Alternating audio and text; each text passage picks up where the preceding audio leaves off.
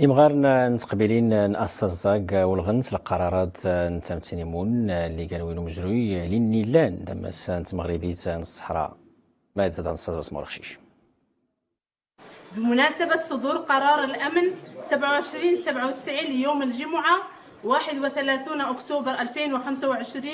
نحن شيوخ وأعيان ورؤساء المجالس المنتخبة والغرف المهنية السباين اللي مغارني الشيوخ المنتخبين نتقبلين صحراويين دي اقليم الصزاق خفاستوس من سنا خساري القرار الامميه نقرو ازدناس الصحراء المغربيه سمتا إيجاو كدا ما ينخ صحيتنا المقترحة مغربين الحكم الذاتي انتنا نفسيا نقارو.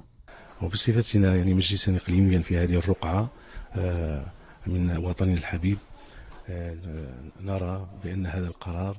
جاء دعما صريحا للمسار التنموي بأقاليمنا الجنوبية، وأيضا يعني استمرارا للدينامية الكبيرة التي تعرفها هذه المناطق، وأيضا يعني الاستقرار الذي تعرفه وتنعم به هذه المنطقة، وذلك يعني بالتبصر والنظرة النيرة لصاحب الجلالة محمد السادس نصره الله.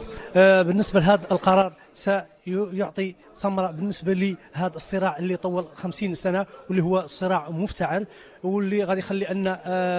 سكان المخيمات سيرجعون إلى وطنهم الأصلي اللي هي الصحراء المغربية. وهذا القرار سيعطي اندفاع وانطلاقة جيدة للصحراء في مسار التنمية.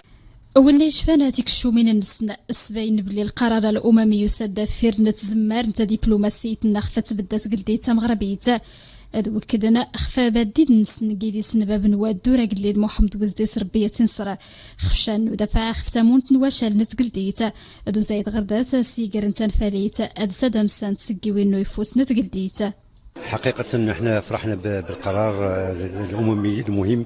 التاريخي